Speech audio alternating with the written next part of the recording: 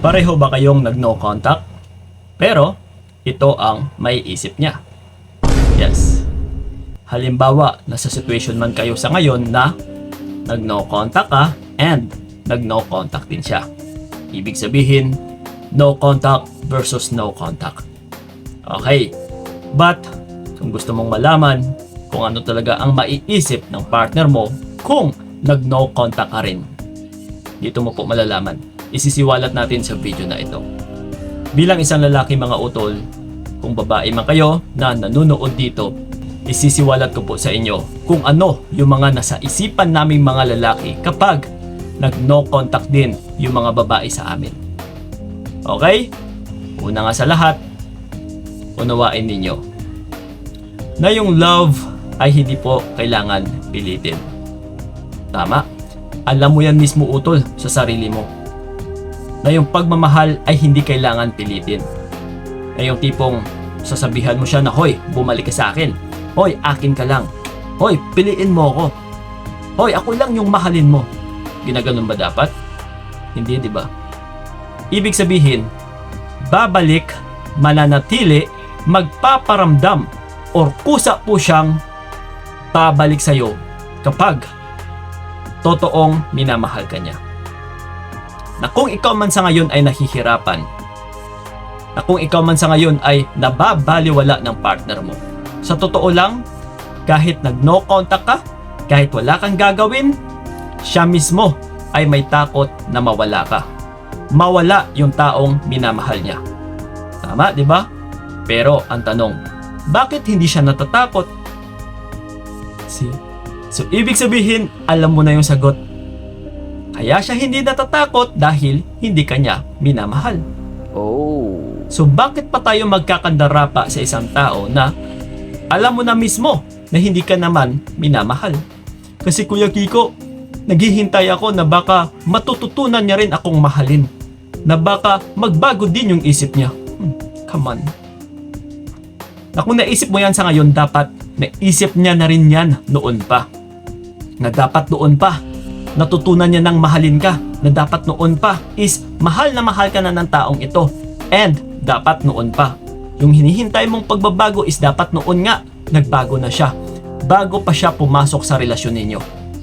Hindi naman pwedeng magkasubukan muna kayo tapos babaguhin niya pa yung sarili niya. Wala pong ganun utol.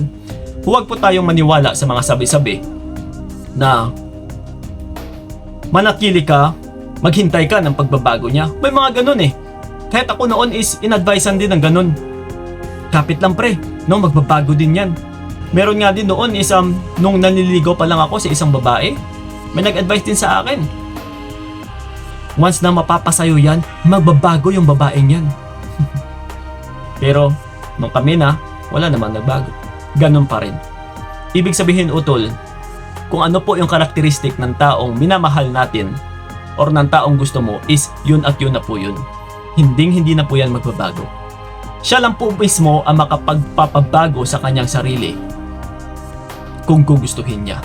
Pero, ang pagbabago na ito ay mangyayari lamang kapag siya mismo ay nag-iisa. Wala siya sa loob ng isang relasyon. Kasi once na siya ay nasa loob ng isang relasyon, hindi po yan magbabago. Kasi walang realization. Tandaan ninyo, si realization is papasok lamang kapag siya ay nasa labas ng relasyon, kapag walang nagmamahal sa kanya. Okay? So ngayon, speaking of, ano nga ba yung maiisip ng partner mo kapag nag-no contact ka din? Syempre marami. Diretsahin ko na kayo. Yung una sa lahat ay babaliwalain ka muna. Una nga sa lahat, nasanay na siya na noon man ikaw pa rin ang bumibigay. Kaya maghihintay ito, kampante.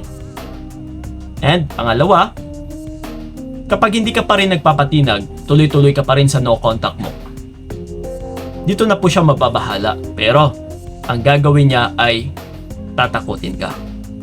Idaan ka niya sa pagalit-galitan. Magagalit siya sa'yo kasi hindi niya nagugustuhan na hindi mo siya kinikibo kagaya nung dati. Ang gusto niya is maghahabol ka pa din. Ang gusto niya is parang magiging asong ulol ka pa rin sa kanya. Yung gusto niya ay magiging sunod-sunuran ka pa rin. Kaya nagagalit sa'yo. And yung isa pa is, iisipin ng lalaki na, what if kung babaliktarin ko? What if kung ipalabas ko na siya ito ngayon yung may bago?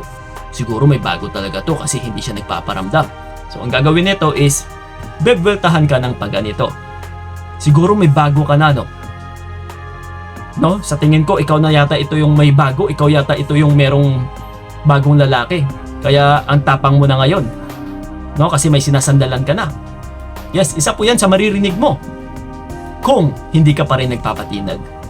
Again mga utol, sa mga pambebelta ng mga partner ninyo na ginagawa ninyo ng no contact, isa lang po ang pakay nito.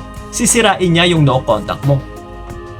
So sa mga pinapakita niyang ito, kagaya na lang sa sinasabi niya na baka ikaw ito yung meron, baka ikaw na ngayon yung may bagong lalaki, di ba? Wala kang ibang maiisip kundi magre-response, hoy, wala akong ibang lalaki. So, sira na yung no contact mo. Kapag naging defensive ka, isa lang ibig sabihin yan. Kapag dinidepensahan mo yung sarili mo, isa lang ibig sabihin yan. Nakikipaglaban ka pa rin para sa relasyon ninyo. No, dinidepensahan mo yung sarili mo para ipakita sa kanya na malinis ka, para magustuhan ka niya lalo. Tama? So yun lang din ang pinapakita mo. Pero kung hindi ka pa rin nagre-response sa kahit anong pambebelta niya sa'yo, isa lang ibig sabihin nito, hindi mo na kailangan ipaglaban yung relasyon ninyo. Hindi mo na kailangan i-explain pa yung sarili mo sa kanya. Kasi nga, ikaw mismo, hindi ka rin nare-respeto ng taong ito. Hindi ka nga rin kinokontak eh. Basta tandaan ninyo, sapat na po na katibayan na kapag hindi rin kayo nire-reach out ng tao na ito, is wala pong pagmamahal yan. Tandaan ninyo ha, kahit gaano pa yan kagalit sa'yo, na kahit ano pa yung pinag-awayan ninyo, kung mahalaga ka sa taong yan, hinding-hindi niya hahayaan na tuluyan kang mawala. Siya mismo, susuko, bibigay, magmamakaawa, magbibeg, susuyuin ka para magiging maayos kayo ulit. Yan po kapag totoong minamahal ka. Pero kapag hindi niya ginagawa, na wala pa rin, nagmamataas-taasan pa rin, baliwala ka pa rin sa kanya, tsapwera ka pa rin sa kanya, wala pong pagmamahal yan. Okay? So ngayon, kung ganun pa rin, na hindi ka nagpapatinag, nagagalit na siya, inaaway ka na, is, ang kasunod pong mangyayari dyan, kung mahal ka talaga ng lalaki, siya ngayon yung bibigay, siya ngayon yung susuko. No, kasi matatakot siya kasi mahal ka niya eh. Uy, mahal ko to. Baka mawala pa to ng tuluyan sa akin. Tama, di ba? Kagaya sa'yo. Ang iniisip mo, baka tuluyan tong mawala ang lalaki na to. Kundi ang ginagawa mo is magre-reach out. Di ba? Dahil mahal mo yung tao. Ganun dapat. Ganun talaga dapat ang magagawa niya. Kagaya sa'yo. Pero kung hindi niya naman nagagawa, isa lang ibig sabihin yan. Hindi mutual. Hindi pareho.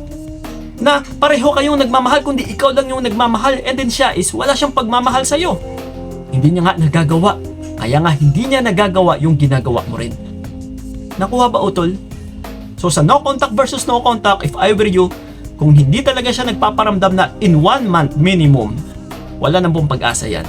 Kung ako sa'yo, ituloy mo na yung no contact, tanggalin na natin yung rule. Kasi yung rule na yan is 30 days minimum. So ngayon, ang gawin natin is no contact forever. Totally, i-let go na yung taong yan. Kaysa ikaw pa yung susuko, ikaw pa yung bibigay, Kuya Kiko, after 1 month.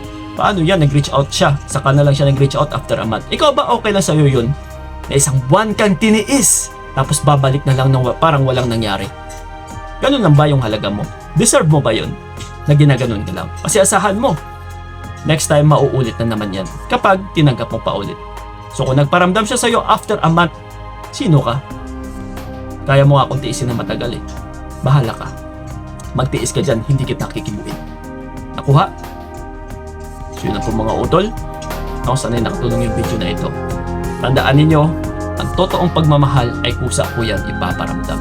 Huwag mo nang pahirapan yung sarili mo sa mga palaisipan sa kung ano yung ibig sabihin sa bawat kinikilos ng mga ex or partner ninyo. Copy? Magpaka-busy ka. So yun lang po. Maraming salamat. So ingat kayo. God bless and babush!